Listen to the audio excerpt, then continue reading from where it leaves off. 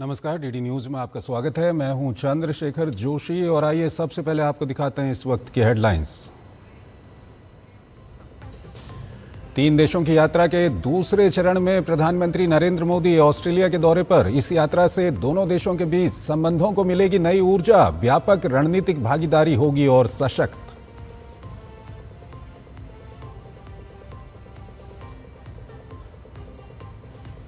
Indonesia में प्रधानमंत्री मोदी ने राष्ट्रपति प्रबोवो के साथ संयुक्त रूप से की प्रम्बानन मंदिर परिसर के जीर्णोद्धार परियोजना की शुरुआत।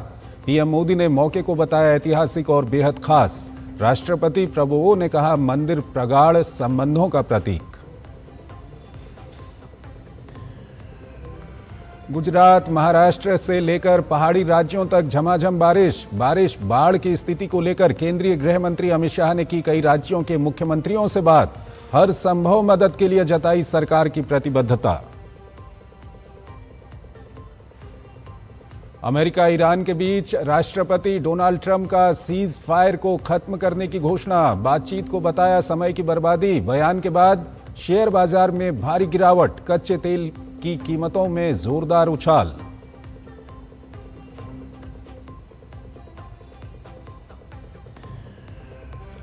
और फीफा विश्व कप में 8 दिग्गजों के बीच होगी सेमीफाइनल में पहुंचने की जंग। फ्रांस का मुकाबला मोरक्को से, वहीं स्पेन और बेल्जियम होंगे आमने सामने। नॉर्वे के सामने होगी इंग्लैंड की चुनौती, जबकि अर्जेंटीना का सामना होगा स्विट्जरलैंड से। और आइए अब खबरों को आपको विस्तार से दिखाते हैं। डीडी न्यूज़ से खास बातचीत में ऑस्ट्रेलिया में भारत के उच्चायुक्त नागेश सिंह ने प्रधानमंत्री नरेंद्र मोदी के ऑस्ट्रेलिया दौरे के महत्व को रेखांकित किया। उन्होंने कहा कि दोनों देशों के बीच रक्षा सहयोग को और मजबूत करने के साथ साथ ऊर्जा क्षेत्र में साझेदारी बढ़ाने पर भी विशेष ध्यान दिया जा रहा है। उन्होंने कहा कि भारत और ऑस्ट्रेलिया के बीच सौर, पवन और परमाणु ऊर्जा जैसे क्षेत्रों में सहयोग को बढ़ाने की अपार संभावनाएं हैं। प्रधानमंत्री नरेंद्र मोदी 8 से 10 जुलाई के बीच में ऑस्ट्रेलिया में होंगे और ये प्रधानमंत्री नरेंद्र मोदी का तीसरा ऑस्ट्रेलिया का दौरा है। लेकिन इस बार प्रधानमंत्री नरेंद्र मोदी का ये दौरा क्यों आखिरकार इतना महत्वपूर्ण है, इसको समझने के लिए हमारे साथ मौजूद हैं high commissioner of India to Australia, ambassador Nagesh Singh ji. Sir, thank you so much for talking to DD News. Sir, धन्यवाद। Thank you so much for having me. क्या वो इंपॉर्टेंट टेकअवेज रह सकते हैं जिस पर सबकी निगाहें होंगी? देखिए, ये तीसरा एनुअल लीडर्स समिट जो हम बोलते हैं वो है भारत और ऑस्ट्रेलिया के बीच में। ये जो एनुअल लीडर्स समिट का जो ये सिस्टम है, ये हमारा कई देशों के साथ नहीं है, बहुत कम देशों के साथ है, तो वो अपने आप में एक बड़ी महत्वपूर्ण बात है। प्रधानमंत्री जी का यहाँ आना, स्पेशली इस वर्ष और पिछले सालों में जो आपने देखा कि जो एक पूरे विश्व में एक हल्का सा तनाव है, चाहे युद्ध का है, जो डिस्प्यूट्स हैं, जियोपॉलिटिकल चैलेंजेस हैं, उस संदर्भ में इंडिया ऑस्ट्रेलिया रिलेशनशिप जो है एक स्टेबिलिटी प्रोवाइड करती है हमारी रिलेशनशिप को उस क्षेत्र में जिसको हम लोग इंडो पैसिफिक बोलते हैं। एंड यहाँ आना और एक विजिट होना जिसमें कि समीक्षा की जाएगी कि हमारी जो कॉम्प्रिहेंसिव स्ट्रेटेजिक पार्टनरशिप है, जो आज उसका जो साइन हुई थी, उसके बाद हमने उसमें क्या प्रोग्रेस किया है। और बहुत सारे मुद्दे होते हैं इस ऐसी पार्टनरशिप में, जिसमें कि कुछ आपने जिसका उल्लेख किया, जैसे रक्षा का मामला है, आर्थिक मामले हैं, पीपल टू पीपल कनेक्ट जिसको बोलते हैं, जिसमें कि एजुकेशन, टूरिज्म, रिसर्च, इनोवेशन, ये सब आ जाता है। आपने तो हाईलाइट किया कि किस तरह से एक तरह से मल्टी फैसेटेड रिलेशनशिप है और हर सेक्टर में फोकस रहेगा। लेकिन भारत क्रिटिकल मिनरल्स को लेकर के काफ़ी डाइवर्सिफिकेशन कर रहा है। इस बार जब प्रधानमंत्री ऑस्ट्रेलिया के दौरे पर होंगे तो क्रिटिकल मिनरल्स हो गया, ये एनर्जी जो डाइवर्सिफिकेशन की बात करते हैं, उस लिहाज से कितना इंपॉर्टेंट रहने जा रहा है? बहुत इंपॉर्टेंट होगा, इस पे बातचीत होगी और कि कैसे हम लोग साथ काम करें और केवल बायर सेलर रिलेशनशिप ना हो, कि हम लोग बैठ के उसमें वैल्यू एडिशन कैसे कर सकते हैं। क्योंकि भारत में हमारे पास स्केल है कि जिसको हम अपस्केलिंग कर सकते हैं, उसको प्रोसेस कर सकें। तो रिन्यूएबल सेक्टर भी यहाँ बहुत बड़ा है, सोलर के साइड पे स्पेशली। तो उन सब चीज़ों पे बातचीत होगी कि कैसे हम लोग ऑस्ट्रेलियन टेक्नोलॉजी को ऑस्ट्रेलियन कंपनीज के साथ पार्टनरशिप करके इंडिया में एनर्जी सोर्सेज जो है, because you know we require tremendous amount of energy for our own growth ambitions, और उसमें दोनों होंगे, जो traditional sources, whether it's coal, whether it's gas, and renewables also from solar, wind, nuclear etcetera, इन सब पे भी बातचीत होगी। एब्सोल्युटली। आपने एक ई कंपोनेंट की बात की, एनर्जी, दूसरा एक कंपोनेंट है वो है इकोनॉमिक्स का या फिर ट्रेड का। इसके अंदर हम जानते हैं कि सी का नेगोशिएशंस करंटली ऑनगोइंग है, लेकिन क्या ट्रेड को एक अच्छा खासा बूस्ट मिलेगा? सी का नेगोशिएशंस में तेजी आती हुई दिखाई देगी और बायलैटरल ट्रेड क्या और बूस्ट होता हुआ दिखाई देगा यहाँ से? बिल्कुल होगा। आप देखिए ना, उसका उदाहरण क्या है कि एक्टा जब साइन हुआ था, जो लिमिटेड ट्रेड डील थी 2022 या 23-22 में, उससे अभी तक 25% बढ़ गया है। $50 billion bilateral two way trade बढ़ गया है। तो सीका जो ज्यादा कॉम्प्रिहेंसिव है, एज द नेम सजेस्ट, उससे बहुत बड़ा बूस्ट मिलेगा। एंड जैसे अंग्रेजी में कहते हैं, sooner than later, in the very near future we hopefully will have a good news. There are negotiations ongoing and I'm very optimistic about it। और उससे बहुत ही फायदा होता है, क्योंकि फिर ट्रेड, इन्वेस्टमेंट, सबकी मोबिलिटी बढ़ती है और इंडियन मार्केट डायनामिक है। ऑस्ट्रेलिया में बहुत इंटरेस्ट है, बिकॉज हमारी ग्रोथ पिछले साल की आपने देखी 7.6% रही। बड़ा मार्केट है, हमारे पास स्किल्स हैं, the capacity to upscale manufacturing और प्रोडक्शन। तो मैं बड़ा उत्साहित हूँ इस मामले में, बहुत आगे। आपने दो वर्ड का इस्तेमाल किया, मोबिलिटी का, स्किल का, जो मुझे ले जाता है अगले सवाल पर, जो कि है एजुकेशन रिलेटेड। हम जानते हैं कि लगभग 1.5 लाख के आसपास बच्चे पढ़ते हैं जो कि इंडियंस हैं। इनफैक्ट डेक्कन यूनिवर्सिटी इंडिया में स्टैब्लिश है फिजिकली, एंड कई यूनिवर्सिटी आ भी रही है। तो एजुकेशन के मोर्चे पर क्या मान के चले कि और ईज होता हुआ दिखाई देगा, यूनिवर्सिटीज और स्टैब्लिश होती हुई दिखाई देंगी? शिक्षा जो है सबसे एक बहुत ही बड़ा पिलर है हमारी बायलैटरल रिलेशंस में। डीकन का आपने नाम लिया, 6 और यूनिवर्सिटीज़ हैं जिनको परमिशन मिल गई है और who are in the process of setting up campuses in places like Bangalore, Noida and other places. उसमें कुछ बहुत ही प्रतिष्ठित, जैसे ऑस्ट्रेलिया की सबसे प्रतिष्ठित यूनिवर्सिटी जो number 1 university of New South Wales है, वो शायद बैंगलोर में अपना कैंपस खोल रहे हैं। एजुकेशन में जानते हैं केवल स्टूडेंट्स का आदान प्रदान नहीं है, हम लोग उसके बियॉन्ड देख रहे हैं, जिसमें जॉइंट रिसर्च है, पार्टनरशिप्स हैं, फैकल्टी एक्सचेंजेस हैं। अब एक इम्पॉर्टेंट पॉइंट आता है, वो है इंडियन डायस्पोरा हमारा। मुझे याद है हम 2014 में भी आए थे, जब प्रधानमंत्री नरेंद्र मोदी की ऑस्ट्रेलिया विजिट थी। उस समय पर स्पेसिफिक स्पेशल ट्रेन चलाई गई थी जो कि मेलबर्न से लेकर के सिडनी तक थी उनके डायस्पोरा के लिए। लेकिन इस बार मेलबर्न के अंदर ये इंडियन कम्युनिटी का इवेंट है। 2023 में तो इनफैक्ट ऑस्ट्रेलियन प्राइम मिनिस्टर कहते हैं कि ही इज़ द बॉस। तो इस बार कितना एक्साइटमेंट है आपको लगता है जहाँ तक इंडियन कम्युनिटी की बात आती है? बहुत एक्साइटमेंट है। देखिए, और जो विक्टोरिया स्टेट है जहाँ मेलबर्न जिसकी राजधानी है, सबसे ज़्यादा भारतीय मूल के लोग यहाँ रहते हैं, तो बड़ा उत्साह है। और उस कॉन्टेक्स्ट में Victoria becomes very important and Melbourne become, because सबसे बड़ा समूह भारतीय समुदाय का इस राज्य में है और पर्टिकुलरली मेलबर्न में है।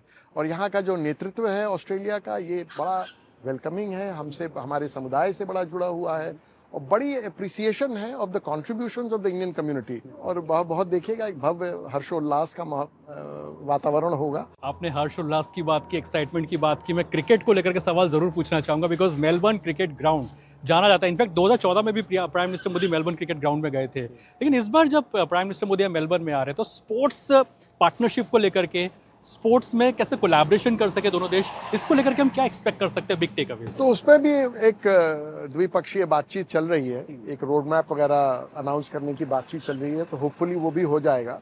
और प्रधानमंत्री के कार्यक्रम में एक कार्यक्रम है फिर से एमसीजी में, जिसमें भी स्पोर्ट्स रिलेटेड है, उसमें भी कुछ अनाउंसमेंट्स होंगी।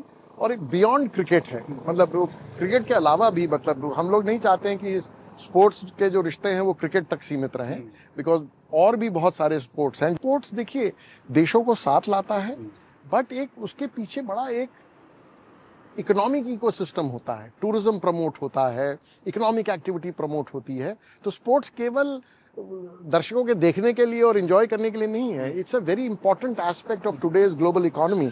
उम्मीद करते हैं कि कई बड़े टेकअवेज निकले और भारत और ऑस्ट्रेलिया के संबंध और भी मजबूत होते हुए दिखाई दे। लेकिन शुक्रिया सर हमसे बातचीत करने के लिए इस खास कार्यक्रम के अंदर। एम्बेसडर साफ तौर पर कहते हुए कि कैसे प्रधानमंत्री नरेंद्र मोदी का जो ऑस्ट्रेलिया दौरा है वो महत्वपूर्ण भूमिका निभाएगा दोनों देशों के रिश्तों को और प्रगाढ़ करने की दिशा के अंदर। कैमरा पर्सन मोहित के साथ अरुण शर्मा, दूरदर्शन न्यूज, मेलबर्न।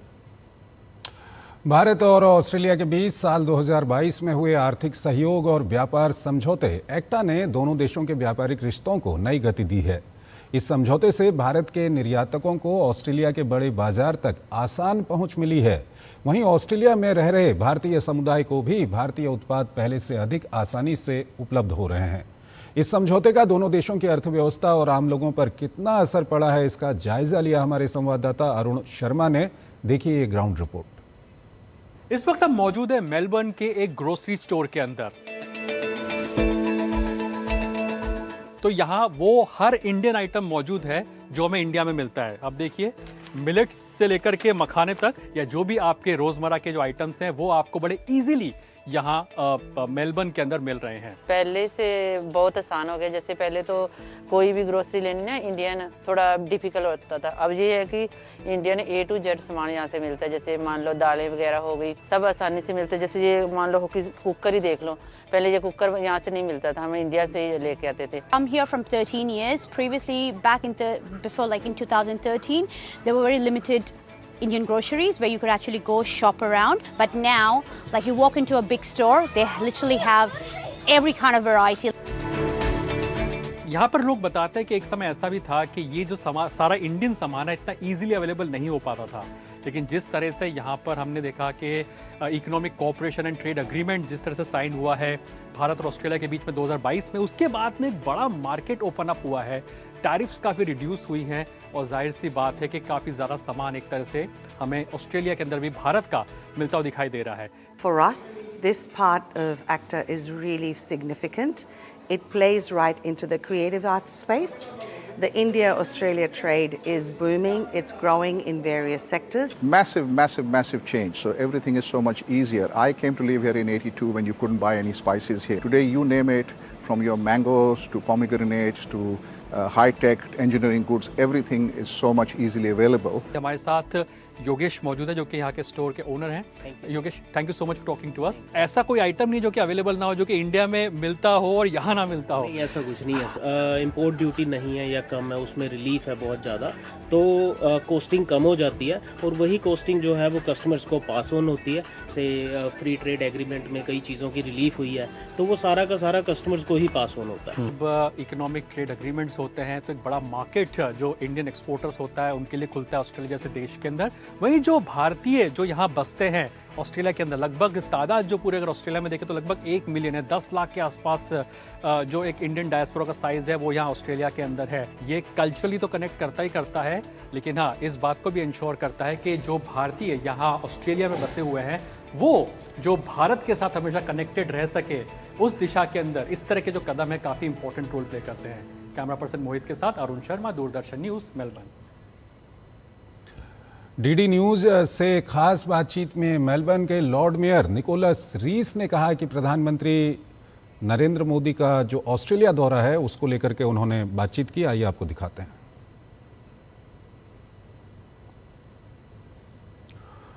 तो प्रधानमंत्री मोदी ऑस्ट्रेलिया के दौरे पर पहुंचने वाले हैं थोड़ी देर में, और जैसा कि आप जानते हैं कि पीएम मोदी इंडोनेशिया, ऑस्ट्रेलिया और न्यूजीलैंड 3 देशों की यात्रा पर हैं। इंडोनेशिया की यात्रा पीएम मोदी ने ख़त्म कर लिया आज, और अब से कुछ ही देर में पीएम मोदी ऑस्ट्रेलिया पहुंचने वाले हैं। इंडोनेशिया के दौरे की हम बात करें तो काफ़ी महत्वपूर्ण ये दौरा रहा। भारत और इंडोनेशिया के बीच में कई सारे समझौते हुए, साथ ही साथ भारत की जो सॉफ्ट डिप्लोमेसी है वो वहाँ पर देखने को मिली। पीएम मोदी ने 1200 साल पुराने ब्रह्मानंद मंदिर का आज दौरा किया, और इस वक्त हमें खबर मिल रही है कि प्रधानमंत्री मेलबर्न पहुंच चुके हैं। ये दृश्य हम आपको दिखा रहे हैं।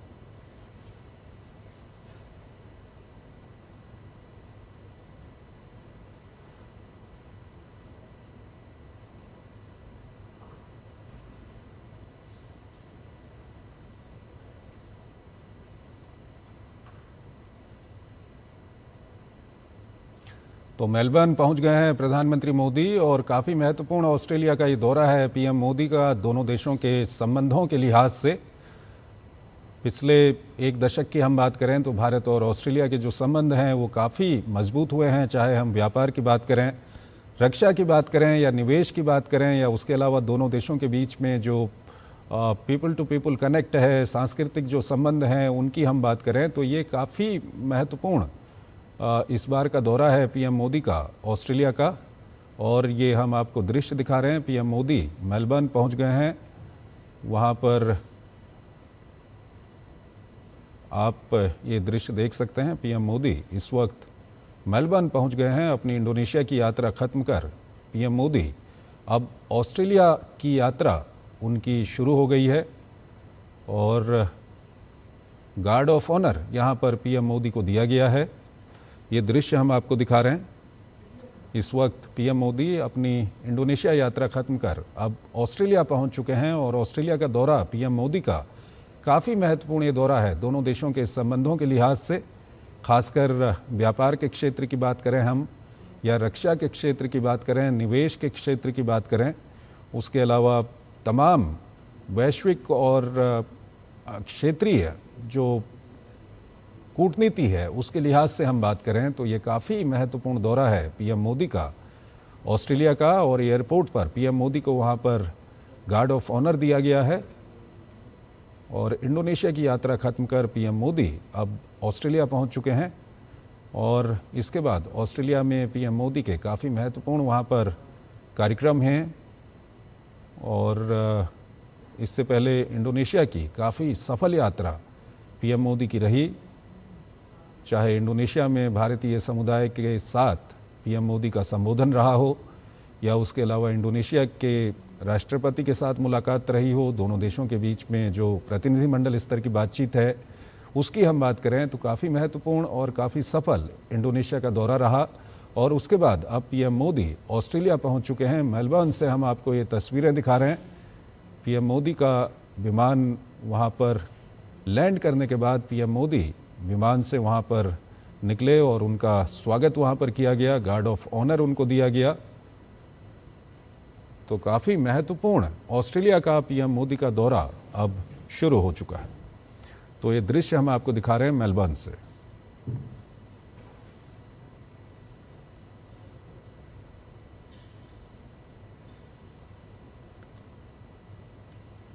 तो काफ़ी महत्वपूर्ण पीएम मोदी का ऑस्ट्रेलिया दौरा है। चाहे हम व्यापार की बात करें, निवेश की बात करें, रक्षा क्षेत्र की बात करें या उसके अलावा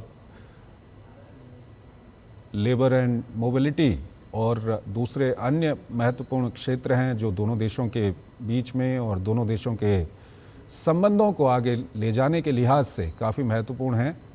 तो इन क्षेत्रों को देखते हुए प्रधानमंत्री का ये काफ़ी महत्वपूर्ण ऑस्ट्रेलिया का दौरा है जो शुरू हो चुका है। और ये दृश्य हम आपको दिखा रहे हैं। प्रधानमंत्री मोदी मेलबर्न पहुँचे, वहाँ पर पीएम मोदी का स्वागत किया गया, उनको गार्ड ऑफ ऑनर वहाँ पर दिया गया। ये दृश्य इस वक्त हम आपको मेलबर्न से दिखा रहे हैं।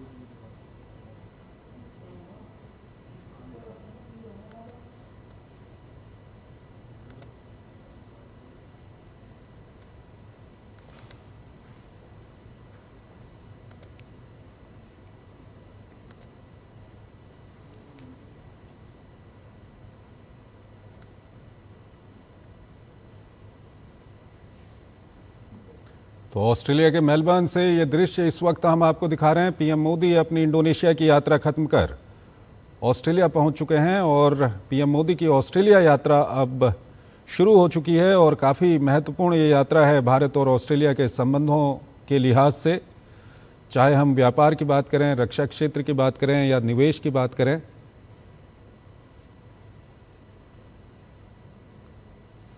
तो तीन देशों की यात्रा के दूसरे चरण में पीएम मोदी अब ऑस्ट्रेलिया पहुंच चुके हैं। इससे पहले आपने देखा कि पीएम मोदी की काफ़ी सफल यात्रा रही इंडोनेशिया की और अब पीएम मोदी ऑस्ट्रेलिया पहुंच चुके हैं। ऑस्ट्रेलिया के बाद पीएम मोदी की न्यूजीलैंड की यात्रा होनी है और इस वक्त ये दृश्य हम आपको दिखा रहे हैं ऑस्ट्रेलिया के मेलबर्न से, जहां पर इस वक्त पीएम मोदी पहुंच चुके हैं और वहां पर उनका स्वागत किया गया है, गार्ड ऑफ ऑनर उनको दिया गया है।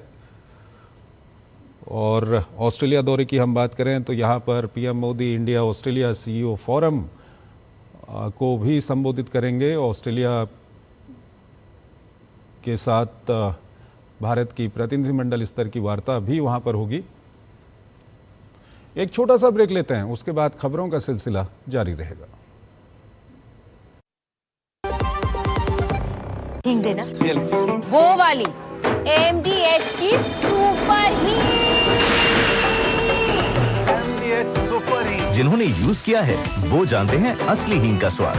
MDH सुपर हींग, शुद्धता का असली तड़का। असली मसाले सच सच MDH पर्यटन केवल घूमने फिरने तक सीमित नहीं, बल्कि संस्कृति, रोजगार और आर्थिक विकास का मजबूत आधार है। प्रधानमंत्री श्री नरेंद्र मोदी की मंशा अनुरूप और मुख्यमंत्री डॉक्टर मोहन यादव के नेतृत्व में मध्य प्रदेश का पर्यटन अब अंतर्राष्ट्रीय स्तर पर नई पहचान बना रहा है। वसुधैव कुटुम्बकम की भावना के साथ मध्य प्रदेश देश विदेश से आने वाले हर पर्यटक का आत्मीय स्वागत कर रहा है। मध्य प्रदेश आके हमें प्रकृति, संस्कृति और आध्यात्मिकता का अनुभव हुआ।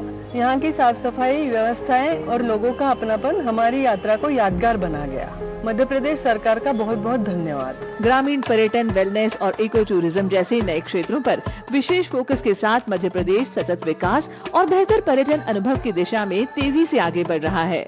धार्मिक पर्यटन की दृष्टि से और अन्य पर्यटकों की दृष्टि से अगर कोई पर्यटक आए किसी राज्य में, हाँ हमें गर्व है मध्य प्रदेश वो स्थान है जहाँ सर्वाधिक रूप से टूरिज्म का सेक्टर सबसे अच्छी गति से बढ़ा।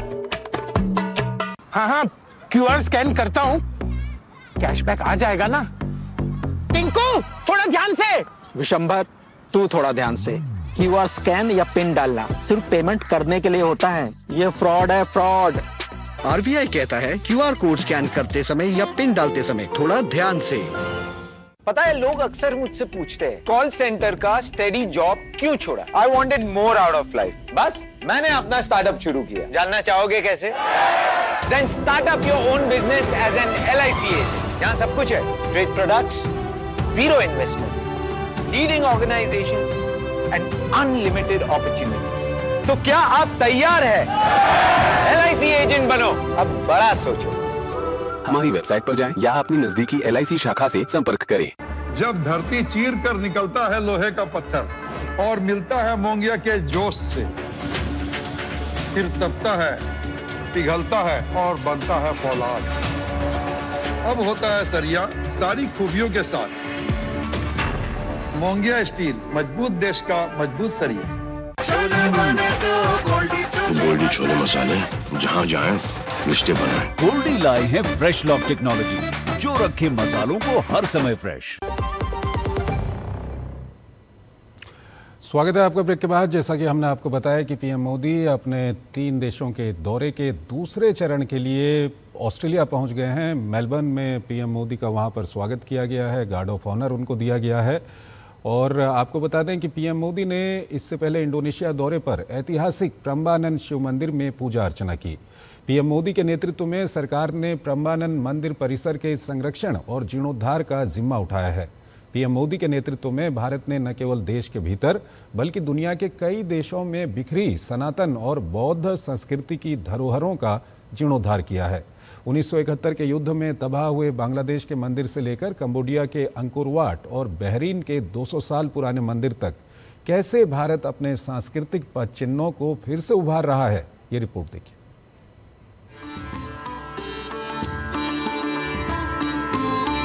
प्रधानमंत्री नरेंद्र मोदी ने इंडोनेशिया के दौरे पर ऐतिहासिक प्रम्बानन शिव मंदिर के दर्शन किए। ये सिर्फ एक कूटनीतिक दौरा नहीं है, बल्कि ये उस साझी सभ्यगत विरासत का प्रतीक है जिसे भारत पिछले 1 दशक से पूरी दुनिया में सहेजने का काम कर रहा है। भारत योग्याकार्ता स्थित यूनेस्को विश्व धरोहर स्थल प्रम्बानन मंदिर परिसर के संरक्षण और जीर्णोद्धार में इंडोनेशिया की मदद करेगा। प्रधानमंत्री नरेंद्र मोदी और राष्ट्रपति प्रबोवो सुबियांतो ने संयुक्त रूप से सांस्कृतिक विरासत के पुनरुद्धार और उसके नवीनीकरण का काम शुरू किया। यहाँ पर आकर के करीब 1000-1200 साल पुराना ब्रह्मा, विष्णु, महेश इन यादों को साथ जुड़ी हुई एक हमारी सांस्कृतिक विरासत का पुनरुद्धार और उसका रिनोवेशन का काम, उसका प्रारंभ करने का सौभाग्य भी मुझे मिला। मैं अपने आप में बहुत बड़ा भाग्यशाली मानता हूं।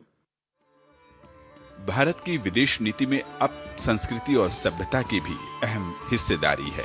पड़ोसी देशों की बात करें तो मोदी सरकार ने सबसे पहले उस इतिहास को संवारा जिसे मिटाने की कोशिश की गई थी। बांग्लादेश 1971 में पाकिस्तानी सेना के ऑपरेशन सर्च लाइट में तबाह हुए ऐतिहासिक रमना काली मंदिर का भारत की मदद से पुनर्निर्माण हुआ और 1921 में इसका उद्घाटन किया गया। इसके अलावा 300 साल पुराने जय काली माता मंदिर और आनंदमयी काली माता मंदिर का भी जीर्णोद्धार किया गया। नेपाल 2015 के विनाशकारी भूकंप के बाद भारत ने $5 करोड़ की सहायता से सेंतो मच्छिंद्रनाथ मंदिर और बूढ़ा नीलकंठ धर्मशाला सहित 28 सांस्कृतिक धरोहरों को फिर से खड़ा किया। श्रीलंका भगवान शिव को समर्पित 5 प्राचीन पंच ईश्वरम में से एक ऐतिहासिक तिरुकोणेश्वरम मंदिर के जीर्णोद्धार के लिए भारत ने 32 करोड़ 60 लाख श्रीलंकाई रुपए की मदद दी। वियतनाम और लाओस चंपा साम्राज्य के धार्मिक केंद्र रहे वियतनाम के माई सोन अभ्यारण्य और लाओस के 1000 साल पुराने शिव मंदिर वाट पाउ का भारत ने शानदार ढंग से जीर्णोद्धार किया। कंबोडिया दुनिया के सबसे बड़े हिंदू मंदिर परिसर अंकोर वाट, ताप्रोहम और प्रीह विहार के संरक्षण का जिम्मा भी भारत ने उठाया। म्यांमार भूकंप में क्षतिग्रस्त हुए म्यांमार के 12 ऐतिहासिक पगोड़ा और प्रसिद्ध आनंद मंदिर को भी भारत सरकार की मदद से नया जीवन मिला। खाड़ी देशों में भारत की सांस्कृतिक कूटनीति अपना असर दिखा रही है। 2019 में अपनी ऐतिहासिक यात्रा के दौरान पीएम मोदी ने बहरीन की राजधानी मनामा में 200 साल पुराने श्रीनाथ जी मंदिर के $42 लाख के पुनर्विकास प्रोजेक्ट का उद्घाटन किया था।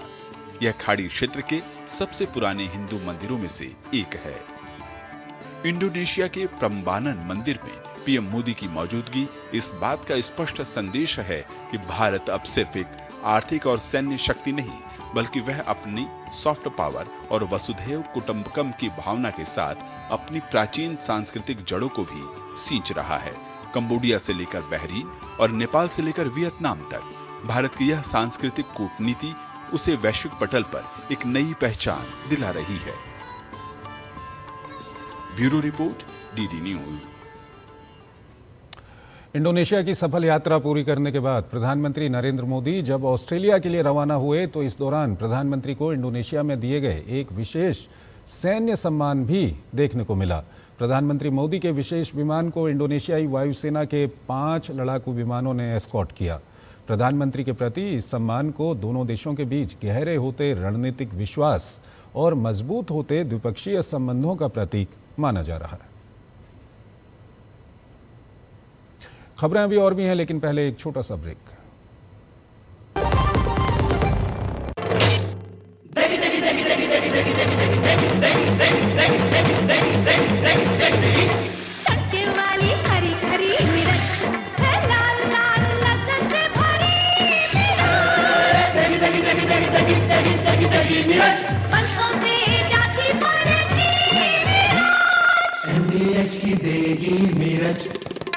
देगी मिर्च का तड़का, अंग अंग फड़का। MDH की देगी मिर्च। अरे सोनू भैया भी बन गए। अरे अपना रोहित भी बन गया। अरे रामू चाचा भी बन गए। आशा बहन भी बन गई। मास्टर जी भी बन गए। मुखिया जी भी बन गए। अरे सब लोग क्या बन रहे हैं? क्या आपको नहीं पता? हम सब निक्षय मित्र बन गए हैं। टीबी के मरीजों को पोषण, सहारा और नई उम्मीद देने के लिए। सही पोषण से टीबी का इलाज तेजी से हो सकता है। निक्षय मित्र बनकर आप भी किसी के जीवन में नई उम्मीद ला सकते हैं। मैं तो बन गया, और आप? निक्षय मित्रों से मिली शक्ति टीबी के मरीजों को नई ऊर्जा दे रही है। जन जन का रखे ध्यान, टीबी मुक्त भारत अभियान। वीडियो लाइक करो, 30,000 कमाओ, सिर्फ 1,000 रुपए सिक्योरिटी डिपॉजिट। माँ थोड़ा ध्यान से। बेटा तू थोड़ा ध्यान से। ऐसे ऑफर्स के चक्कर में कभी किसी को पैसे मत दे देना, ये फ्रॉड है, फ्रॉड। आरबीआई कहता है आकर्षक ऑफर देखते ही थोड़ा ध्यान से। पता है लोग अक्सर मुझसे पूछते हैं कॉल सेंटर का स्टेडी जॉब क्यों छोड़ा? I wanted more out of life. बस मैंने अपना स्टार्टअप शुरू किया। जानना चाहोगे कैसे? Then start up your own business as an LIC agent. यहाँ सब कुछ है, great products, zero investment, leading organisation and unlimited opportunities. तो क्या आप तैयार है? LIC एजेंट बनो, अब बड़ा सोचो। हमारी वेबसाइट पर जाएं या अपनी नजदीकी LIC शाखा से संपर्क करें। मेरी पसंद मेरी पसंद। मेरी पसंद। मेरी पसंद। हमारी पसंद। हम सबकी पसंद। मजबूत देश का मजबूत सरिया मोंगिया स्टील। गोल्डी छोले मसाले जहाँ जाए रिश्ते बनाए। गोल्डी लाए हैं फ्रेश लॉक टेक्नोलॉजी जो रखे मसालों को हर समय फ्रेश। स्वागत है आपका ब्रेक के बाद। वैश्विक चुनौतियों के बीच भी भारत दुनिया की सबसे तेजी से बढ़ती प्रमुख अर्थव्यवस्थाओं में बना हुआ है। अंतर्राष्ट्रीय मुद्रा कोष IMF ने अपनी जुलाई वर्ल्ड इकोनॉमिक आउटलुक रिपोर्ट में कहा है कि वित्त वर्ष 2026-27 में भारत की अर्थव्यवस्था 6.4% की दर से बढ़ने का अनुमान है। IMF का कहना है कि इस वृद्धि दर के साथ भारत चीन सहित कई प्रमुख अर्थव्यवस्थाओं से आगे बना रहेगा, जो वैश्विक स्तर पर भारत की मजबूत आर्थिक क्षमता को दर्शाता है। IMF ने कहा कि निजी खपत और सेवा क्षेत्र की मजबूत गतिविधियां भारतीय अर्थव्यवस्था को निरंतर मजबूती प्रदान कर रही हैं। IMF ने यह भी भरोसा जताया है कि वैश्विक परिस्थितियां सामान्य होने के साथ भारत की विकास रफ्तार और तेज होगी। वित्त वर्ष 2027-28 के लिए IMF ने भारत की विकास दर का अनुमान बढ़ाकर 6.7% कर दिया है, जो पहले 6.5% था। रिपोर्ट के अनुसार पश्चिम एशिया में जारी तनाव और ऊंची ऊर्जा कीमतों जैसी वैश्विक चुनौतियों के बावजूद भारत की अर्थव्यवस्था मजबूत बुनियादी आधार और घरेलू मांग के दम पर आगे बढ़ रही है।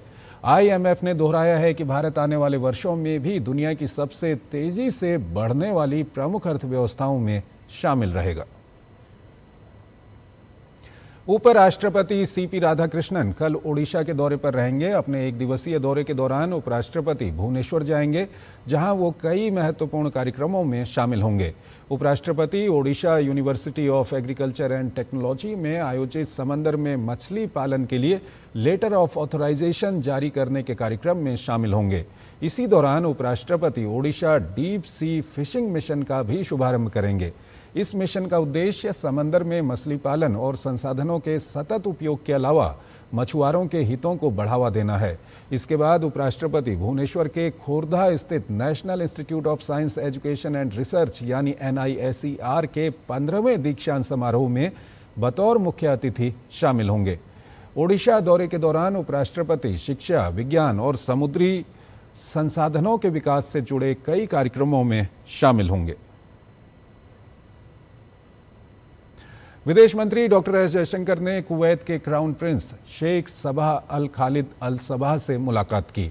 मुलाकात के बाद विदेश मंत्री सोशल मीडिया प्लेटफॉर्म X पर उन्होंने जानकारी साझा करते हुए बताया कि उन्होंने प्रधानमंत्री नरेंद्र मोदी की ओर से क्राउन प्रिंस का अभिवादन करते हुए हार्दिक शुभकामनाएं दी। डॉक्टर जयशंकर ने कहा कि भारत और कुवैत के बीच द्विपक्षीय सहयोग को आगे बढ़ाने के लिए क्राउन प्रिंस की प्रतिबद्धता सराहनीय है। उन्होंने विश्वास जताया कि दोनों देश विभिन्न क्षेत्रों में अपने सहयोग को और मजबूत करेंगे। विदेश मंत्री ने यह भी बताया कि मुलाकात के दौरान खाड़ी क्षेत्र के ताज़ा घटनाक्रमों और क्षेत्रीय विकास पर भी व्यापक चर्चा हुई। उन्होंने इन महत्वपूर्ण मुद्दों पर अपने विचार साझा करने के लिए क्राउन प्रिंस का आभार व्यक्त किया। विदेश राज्य मंत्री पवित्रा मार्गरेटा ने नई दिल्ली में अफगानिस्तान के कृषि, सिंचाई और पशुपालन मंत्री मौलवी अताउल्लाह उमारी से मुलाकात की। तस्वीरों को सोशल मीडिया पर साझा करते हुए विदेश राज्य मंत्री ने जानकारी दी कि इस दौरान भारत अफगानिस्तान के द्विपक्षीय संबंधों पर चर्चा हुई। साथ ही अफगान लोगों की भलाई और विकास के लिए जारी सहयोग पर भी विस्तार से बातचीत हुई। भारत ने विमानन क्षेत्र में एक बड़ी उपलब्धि हासिल की है। बेंगलुरु स्थित CSIR नेशनल एरोनॉटिकल लेबोरेटरी ने स्वदेशी 19 सीटर विमान सारस MK2 के डिजाइन चरण को सफलतापूर्वक पूरा कर लिया है। केंद्रीय विज्ञान और प्रौद्योगिकी मंत्री डॉक्टर जितेंद्र सिंह ने सोशल मीडिया पर यह जानकारी साझा की। उन्होंने कहा कि ये उपलब्धि प्रधानमंत्री नरेंद्र मोदी के आत्मनिर्भर भारत मिशन को मजबूती देगी। साथ ही उड़ान योजना के तहत दूर दराज और दुर्गम क्षेत्रों की हवाई कनेक्टिविटी बढ़ाने में अहम भूमिका निभाएगी।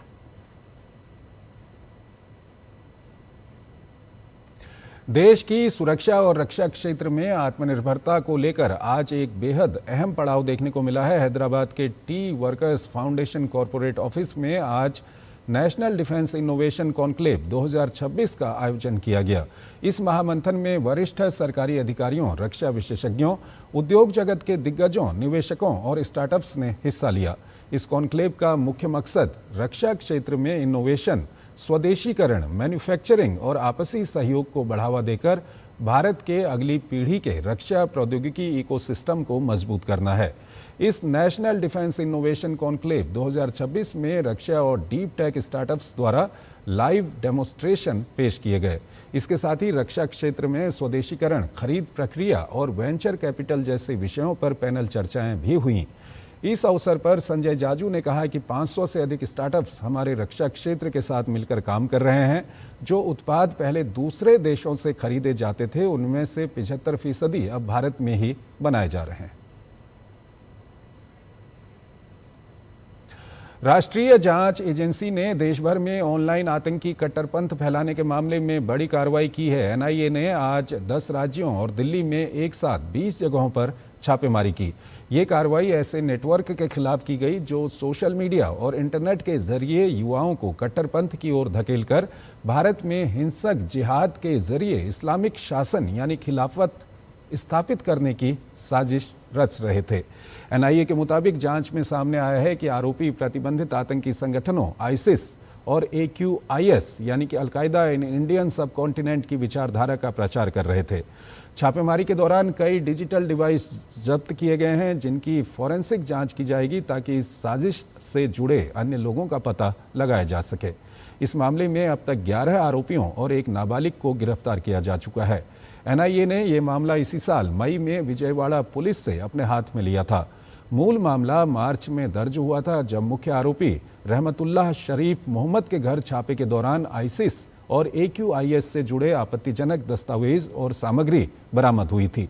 एनआईए के अनुसार आज जिन ठिकानों पर छापेमारी की गई, उनका चयन पहले जब्त किए गए डिजिटल उपकरणों की तकनीकी जांच, आरोपियों के आपसी संपर्क और जांच में मिले अन्य सबूतों के आधार पर किया गया।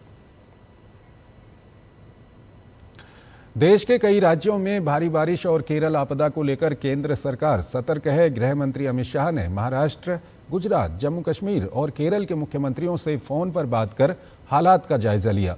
महाराष्ट्र और गुजरात में जलभराव, रेल सेवाओं पर असर और भूस्खलन जैसी समस्याओं की समीक्षा की गई। गृह मंत्री ने सभी राज्यों को राहत और बचाव कार्यों में केंद्र की ओर से हर संभव मदद का भरोसा दिया। वहीं केरल के वायनाड में टनल प्रोजेक्ट साइट पर मिट्टी धंसने की घटना पर शाह ने दुख जताया और मुख्यमंत्री से पूरी जानकारी ली। जम्मू कश्मीर में भारी बारिश से आई बाढ़ और लैंडस्लाइड को लेकर भी मुख्यमंत्री उमर अब्दुल्ला से बातचीत कर केंद्र की मदद का आश्वासन दिया। केंद्रीय गृह मंत्री अमित शाह और केंद्रीय नागरिक उड्डयन मंत्री राममोहन नायडू किंजरापू ने प्रमुख एयरपोर्ट्स की व्यवस्थाओं की समीक्षा की।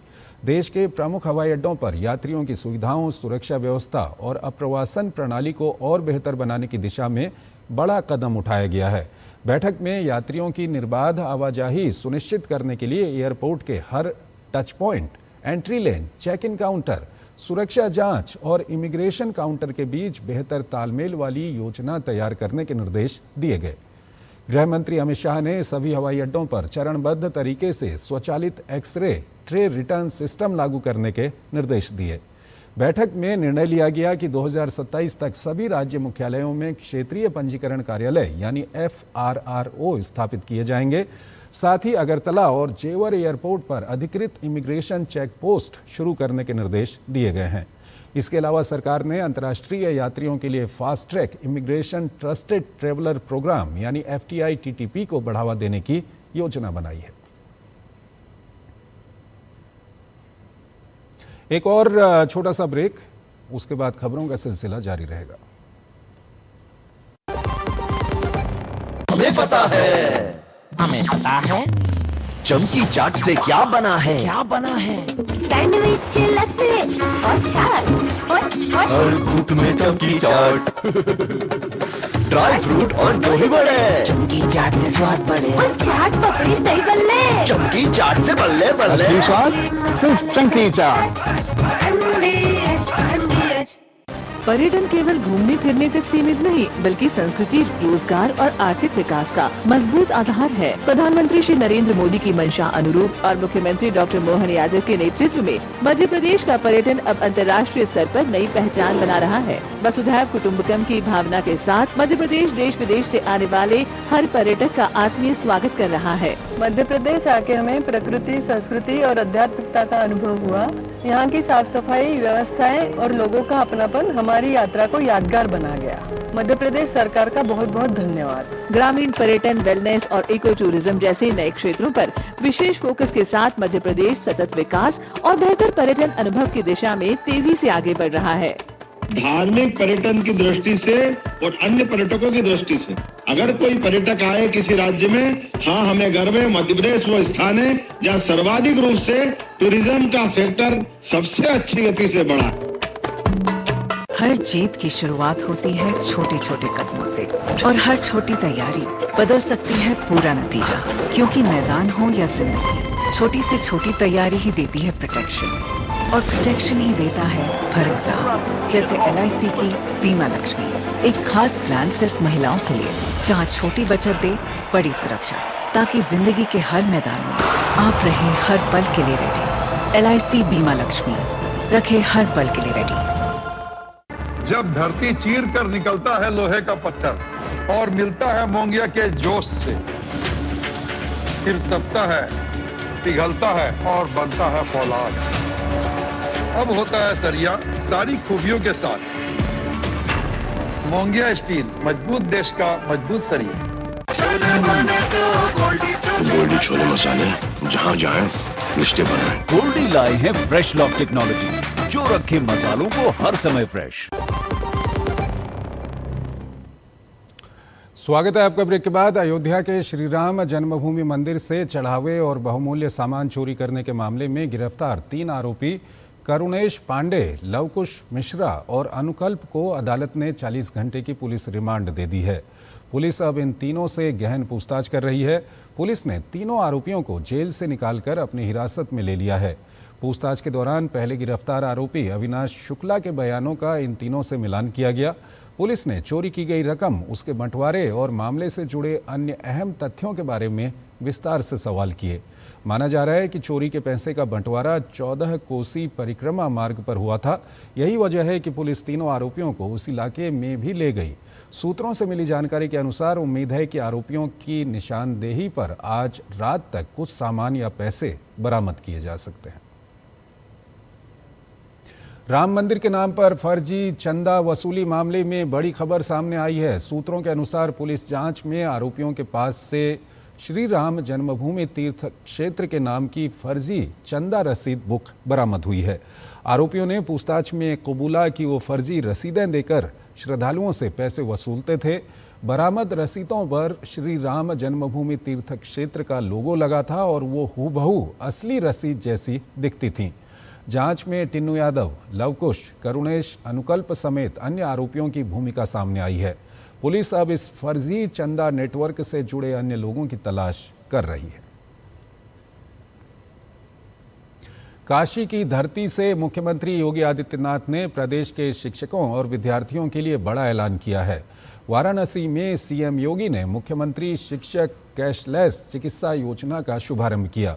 इस योजना के तहत प्रदेश के करीब 12 लाख शिक्षकों और उनके परिवारों को हर साल 5 लाख रुपये तक की कैशलेस चिकित्सा सुविधा उपलब्ध कराई जाएगी। इस मौके पर मुख्यमंत्री योगी आदित्यनाथ ने कहा कि शिक्षक समाज और राष्ट्र निर्माण की सबसे महत्वपूर्ण कड़ी हैं। इन सभी योजनाओं के लिए मैं माध्यमिक और बेसिक शिक्षा विभाग से जुड़े हुए आप सभी सम्मानित शिक्षकों को, शिक्षा मित्रों को, अनुदेशकों को, रसोइयों को, वार्डन को और उन सभी बच्चों को जिनको आज बेसिक शिक्षा परिषद के स्कूलों में जो अध्ययन करते हैं, उनको यूनिफॉर्म के लिए bag, books, shoes, socks, sweater आदि के लिए जो धनराशि डीबीटी के माध्यम से अंतरित की गई है, इसके लिए हृदय से बधाई देता हूं। कार्यक्रम के दौरान मुख्यमंत्री ने प्रदेश के करीब 1 करोड़ 10 लाख विद्यार्थियों के अभिभावकों के बैंक खातों में डीबीटी के माध्यम से धनराशि हस्तांतरित की। इसके साथ ही शिक्षकों और संविदा कर्मियों की सामाजिक सुरक्षा के लिए स्टेट बैंक ऑफ इंडिया के साथ MOU पर हस्ताक्षर किए गए। मुख्यमंत्री ने इस अवसर पर स्वच्छ एवं हरित विद्यालय अभियान में राष्ट्रीय स्तर पर चयनित 12 प्रधानाचार्यों को सम्मानित भी किया। उन्होंने कहा कि विद्यालय केवल शिक्षा का केंद्र नहीं बल्कि संस्कार, अनुशासन और स्वच्छता का भी केंद्र होना चाहिए। सीएम योगी ने शिक्षकों से अपील की कि वो बच्चों के सर्वांगीण विकास के लिए अभिभावकों के साथ लगातार संवाद बनाए रखें। संभावित एल नीनो के असर, देश में मानसून की स्थिति और खरीफ फसलों की बुआई को लेकर केंद्र सरकार लगातार निगरानी बनाए हुए है। केंद्रीय कृषि एवं किसान कल्याण मंत्री शिवराज सिंह चौहान ने बताया कि जुलाई में बारिश की स्थिति में सुधार के साथ बुआई में तेजी आने की उम्मीद है। उन्होंने कहा कि कम वर्षा वाले जिलों पर विशेष निगरानी रखी जा रही है और किसानों को परिस्थितियों के अनुसार वैकल्पिक फसलों की बुआई की सलाह दी जा रही है। एल नीनो के कारण जो कृषि की परिस्थितियां पैदा हो रही है उस पर लगातार हमारी नजर है और हर मंगलवार को मैं इसकी गहराई से समीक्षा करता हूं। अब किसानों को यह सलाह दी जा रही है कि इनकी जगह, क्योंकि अब देर हो जाएगी, तो मक्का, बाजरा और मूंग जैसी कम अवधि की फसल जो कम समय में आ जाती है उनकी बुआई को प्राथमिकता दें। जून से 30 जून तक हमने खेत बचाओ अभियान पूरे देश में चलाया था। उस अभियान के अंतर्गत हमने 1,14,567 कार्यक्रम किए और 80,67,000 किसानों तक सीधे पहुंचे। तो उसमें खेत बचाओ के साथ साथ इन जिलों में एल नीनो के प्रभाव के कारण कैसी बोनी करनी चाहिए, कौन सी फसल मतलब कम अवधि वाली, कम पानी वाली फसल जो कम पानी में भी ठीक से आ जाए, उसकी सलाह दी गई है। पश्चिम बंगाल के बारुईपुर में नाबालिग लड़की के साथ कथित सामूहिक दुष्कर्म और हत्या के मुख्य आरोपी प्रभास मंडल पुलिस एनकाउंटर में ढेर हो गया है। जानकारी के अनुसार पुलिस आरोपी को लेकर क्राइम सीन रिक्रिएशन के लिए पहुंची थी। पुलिस का दावा है कि घटनास्थल पर वारदात का रिक्रिएशन कराया जा रहा था, तभी आरोपी ने एक पुलिस अधिकारी की सर्विस रिवॉल्वर छीनकर भागने और पुलिस टीम पर गोली चलाने की कोशिश की। जवाबी कार्रवाई में पुलिस ने फायरिंग की, जिसमें प्रभास गंभीर रूप से घायल हो गया। उसे तुरंत अस्पताल ले जाया गया, जहां डॉक्टरों ने उसे मृत घोषित कर दिया। पुलिस के अनुसार मंगलवार देर रात करीब 1 बजे विशेष जांच दल SIT प्रभास मंडल को घटनास्थल पर लेकर पहुंची थी, जहां अपराध की पूरी कड़ी को समझने और आरोपी की भूमिका स्पष्ट करने के लिए क्राइम सीन रिक्रिएशन किया जा रहा था। प्रभास इस मामले में गिरफ्तार किया गया पहला आरोपी था। पुलिस का कहना है कि स्थानीय लोगों के एक वर्ग ने वारदात से पहले लापता नाबालिग को आखिरी बार उसके साथ देखे जाने का दावा किया था। इसके अलावा जांच के दौरान कुछ CCTV फुटेज भी मिले हैं, हालांकि उनकी स्वतंत्र पुष्टि अभी नहीं हो सकी है। जांच एजेंसियों के मुताबिक पूछताछ के दौरान प्रभास लगातार भ्रामक जानकारी दे रहा था और जांच में सहयोग नहीं कर रहा था। इसी वजह से उसे घटनास्थल पर ले जाकर पूरे घटनाक्रम का पुनर्निर्माण कराया जा रहा था। फिलहाल कथित पुलिस मुठभेड़ की परिस्थितियों की भी जांच की जा रही है। দেখতে চান হাসপাতালে আছে আমি বলছি না আমি আর দেখতে চাই না, আমি দেখে আর কি করব, আর আমার যাওয়ার শক্তি নেই, আমার গলা শুকিয়ে যাচ্ছে, বলতে পারছি না। হ্যাঁ তাই বলছে আমার যাওয়ার শক্তি নেই, আমি যাব না, তোমরা যাবো। বলছে ওর তো আই কার্ড লাগবে, তাই বলে কি দেখো আমি সবটা আই কার্ড জানি না। আমার কষ্ট, মার তো কষ্ট হবে, আমি সে কষ্ট দরকার নেই, ও যা কর্ম করেছে তাতেই গেছে আমার শান্তি।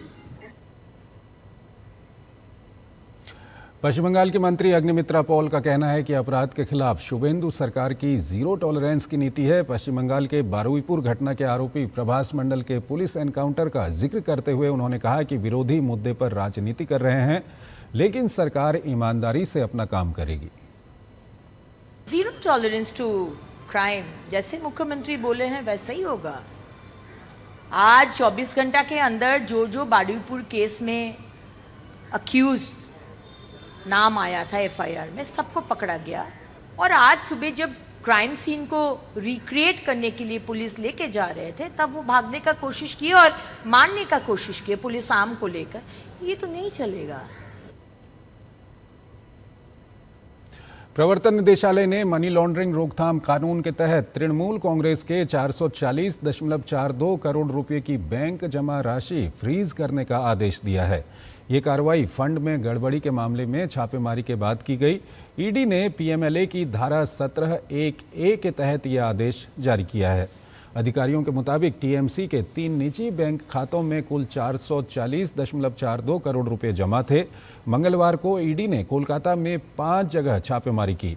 इनमें केयरवेल ग्रुप ऑफ कंपनीज के ठिकाने भी शामिल थे। ये समूह केयरवेल एविएशन नाम से निजी विमान और चार्टर सेवा भी चलाता है।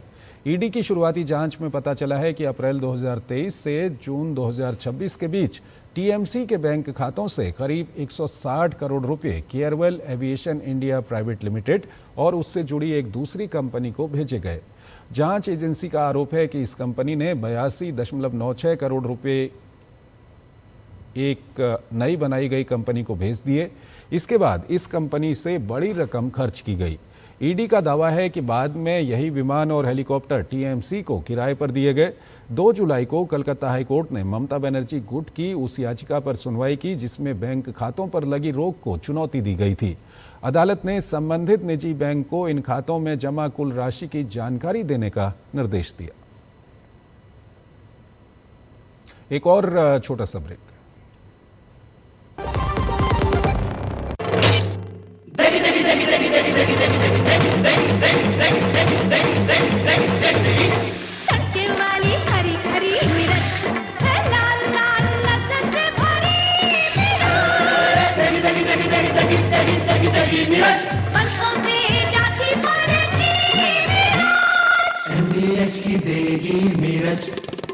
देगी मिर्च का तड़का, अंग अंग फड़का। MDH की देगी मिर्च। हरदम तैयार है, बिल्कुल तैयार है, हरदम तैयार है, बिल्कुल तैयार है, जी जाने से तैयार है। इसीलिए तो हम लहरों के पहरेदार हैं। जय भारती, जय भारती, हम हैं नौसेना, हम हैं भारत के सारथी। जय भारती, जय भारती, हम हैं नौसेना, हम हैं भारत के सारथी, सारथी, सारथी। अरे यार EMI, किराया, दवाई कैसे मैनेज करूं? एक जुगाड़ है, अच्छा पैसा मिलेगा। क्या? अपना बैंक डिटेल्स दो, कुछ लोग पैसे भेजेंगे, फिर उनके बताए अकाउंट में ट्रांसफर कर दो। कमीशन तेरा। इतना इजी? हाँ, अरे काहे का इजी? ये मनी म्यूल है, इलीगल पैसा घुमाते हैं दूसरे के अकाउंट से। ये अपराध है। अपराध? जेल के बर्तन धोने पड़ जाएंगे। ना भैया, जेल नहीं जाना है। RBI कहता है जानकार बनिए, सतर्क रहिए। पता है लोग अक्सर मुझसे पूछते हैं कॉल सेंटर का स्टेडी जॉब क्यों छोड़ा? I wanted more out of life. बस मैंने अपना स्टार्टअप शुरू किया। जानना चाहोगे कैसे? Then start up your own business as an LIC agent. यहाँ सब कुछ है, great products, zero investment, leading organisation and unlimited opportunities. तो क्या आप तैयार है LIC एजेंट बनो? अब बड़ा सोचो। हमारी वेबसाइट पर जाएं या अपनी नजदीकी LIC शाखा से संपर्क करें। गोल्डी छोले मसाले, जहाँ जाए रिश्ते बनाए। गोल्डी लाए हैं फ्रेश लॉक टेक्नोलॉजी, जो रखे मसालों को हर समय फ्रेश। स्वागत है आपका। ब्रेक के बाद कोच्चि में ब्रिक्स देशों के महिला एवं बाल विकास मंत्रियों की अहम बैठक जारी है। इस बैठक में 11 देशों के प्रतिनिधि हिस्सा ले रहे हैं। केंद्रीय महिला एवं बाल विकास मंत्री अन्नपूर्णा देवी ने आज बैठक की अध्यक्षता की। बैठक में उन्होंने भविष्य में देश के विकास और मजबूती में महिलाओं की महत्वपूर्ण भूमिका पर जोर दिया। इसके साथ ही महिलाओं की सुरक्षा और संरक्षा से जुड़े मुद्दों पर भी विस्तार से चर्चा हुई। बैठक के दौरान विभिन्न विषयों पर पैनल चर्चाएं भी आयोजित की गईं। इसके बाद प्रतिनिधियों ने बोलगट्टी पैलेस पैविलियन में लगाई गई प्रदर्शनी का दौरा किया। इस मौके पर केरल की महिला एवं बाल विकास मंत्री बिंदु कृष्णा, केंद्रीय राज्य मंत्री सावित्री ठाकुर और सचिव अनिल मल्लिक समेत कई वरिष्ठ अधिकारी मौजूद रहे। पुणे जिले के पिंपरी चिंचवाड़ में आज भारी बारिश के बाद कचड़े का एक बड़ा ढेर 3 मंजिला इमारत पर गिर गया, जिससे वो ढह गई। इमारत गिरने से कम 16 लोगों के मलबे में दबे होने की आशंका है। ये घटना मोशी में हुई, जहां इस इमारत का इस्तेमाल एक निजी कंपनी के प्रशासनिक कार्यालय के तौर पर किया जा रहा था। ये कंपनी नगर निकाय की ओर से उस जगह पर कचड़े के प्रसंस्करण का काम कर रही थी। पिंपरी चिंचवाड़ नगर निगम के आयुक्त विजय सूर्यवंशी ने कहा है कि प्रशासनिक इमारत कचड़े के पहाड़ जैसे ढेर के बगल में बनी थी। शुरुआती तौर पर ऐसा लगता है कि भारी बारिश की वजह से कचड़े का ढेर ढीला हो गया और इमारत पर गिर पड़ा। उन्होंने कहा कि निजी कंपनी के करीब 16 कर्मचारियों के इमारत के अंदर होने की आशंका है। उन्होंने बताया कि राष्ट्रीय आपदा मोचन बल, अग्निशमन विभाग और एम्बुलेंस की टीम मौके पर पहुंच गई है और बचाव अभियान जारी है। जम्मू कश्मीर के शोपियां जिले में शनिवार से जारी आतंकवाद विरोधी अभियान के 5वें दिन सुरक्षा बलों को बड़ी सफलता मिली है। अभियान के दौरान लश्कर-ए-तैयबा के कमांडर जाकिर गनई को मार गिराया गया। उसके पास से हथियार और गोला बारूद भी बरामद किए गए। अधिकारियों ने पुष्टि की है कि मुठभेड़ के बाद पूरे इलाके में घेराबंदी कर तलाशी अभियान जारी है। ये संयुक्त अभियान जम्मू कश्मीर पुलिस, सेना और सीआरपीएफ की कई इकाइयों द्वारा चलाया जा रहा है। इससे पहले सर्विलांस कैमरों में 2 आतंकवादियों के दिखाई देने के बाद सुरक्षा बलों ने इलाके में बड़े स्तर पर सर्च ऑपरेशन शुरू किया था। वहीं बारामूला जिले के उड़ी सेक्टर के हटलंगा इलाके में पुलिस और सेना के संयुक्त अभियान के दौरान 2 AK-56 राइफल, 1 पिस्टल, 256 राउंड गोलियां, 5 हैंड ग्रेनेड और अन्य सैन्य सामग्री बरामद की गई। पुलिस मामले की आगे की जांच कर रही है। पंजाब पुलिस ने अवैध हथियार और विस्फोटक तस्करी के एक बड़े मॉड्यूल का भंडाफोड़ करते हुए 3 आरोपियों को गिरफ्तार किया है। पुलिस के अनुसार जांच में इस नेटवर्क के तार पाकिस्तान की ISI समर्थित विदेशी तस्कर और बब्बर खालसा इंटरनेशनल से जुड़े पाए गए हैं। पुलिस ने आरोपियों के कब्जे से 6 हैंड ग्रेनेड और 12 पिस्टल बरामद किए हैं। शुरुआती जांच में सामने आया है कि आरोपियों को पंजाब में शांति और कानून व्यवस्था को बाधित करने के उद्देश्य से हथियारों और विस्फोटकों की खेप उपलब्ध कराई गई थी। इस मामले में अमृतसर के स्टेट स्पेशल ऑपरेशन सेल थाने में आर्म्स एक्ट, विस्फोटक पदार्थ अधिनियम और भारतीय न्याय संहिता की संबंधित धाराओं के तहत मामला दर्ज किया गया है। पंजाब पुलिस ने बताया कि पूरे नेटवर्क का पर्दाफाश करने और अन्य आरोपियों की पहचान के लिए जांच जारी है। देश के युवा खेल प्रतिभाओं को बड़ा मंच देने वाले खेलो इंडिया यूथ गेम्स के 8वें संस्करण का आयोजन तेलंगाना में किया जाएगा। केंद्रीय युवा कार्यक्रम एवं खेल मंत्री डॉक्टर मनसुख मांडविया ने इसकी आधिकारिक घोषणा की। इस मौके पर खेल मंत्री ने विश्वास जताया कि तेलंगाना में आयोजित होने वाले खेलो इंडिया यूथ गेम्स 2026 से हजारों युवा खिलाड़ियों को राष्ट्रीय स्तर पर अपनी क्षमता साबित करने का अवसर मिलेगा। साथ ही राज्य में खेल संस्कृति को भी नई मजबूती मिलेगी। खेलो इंडिया अभियान का उद्देश्य जमीनी स्तर पर खेल प्रतिभाओं की पहचान, उनका प्रशिक्षण और उन्हें अंतर्राष्ट्रीय स्तर के लिए तैयार करना है। ऐसे आयोजनों के माध्यम से देश के युवा खिलाड़ियों को बेहतर सुविधाएं, प्रतिस्पर्धा का अनुभव और आगे बढ़ने के नए अवसर मिल रहे हैं। तेलंगाना में आयोजित होने वाले 8वें खेलो इंडिया यूथ गेम्स 2026 से एक बार फिर देश भर के युवा खिलाड़ी एक मंच पर जुटेंगे और भारत के खेल भविष्य को नई दिशा देने की दिशा में महत्वपूर्ण कदम बढ़ाया जाएगा।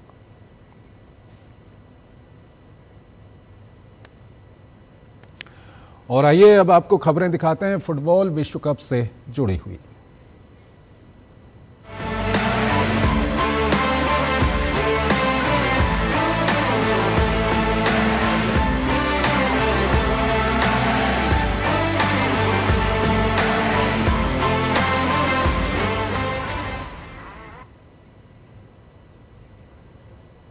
चलिए अब एक नज़र डाल लेते हैं अंतिम 16 के मुकाबले खत्म होने के बाद वो कौन कौन से बड़े नाम हैं जिनका दिल टूट गया, यानी जिनकी टीमें राउंड ऑफ 16 से बाहर हुई और बाहर होने के साथ ही उनका विश्व कप करियर को भी बड़ा झटका लगा है।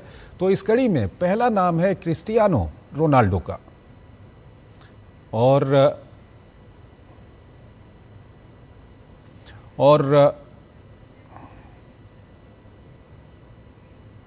और आइए आपको, जैसा कि हमने दिखाया था कि प्रधानमंत्री मेलबर्न पहुंच चुके हैं और उसके बाद प्रधानमंत्री जब अपने होटल पहुंचे तो वहां पर प्रधानमंत्री का स्वागत किया गया। ये दृश्य हम आपको दिखा रहे हैं। भारी संख्या में भारतीय समुदाय के लोग वहां पर पहुंचे हुए हैं। प्रधानमंत्री का स्वागत उन्होंने वहां पर किया है।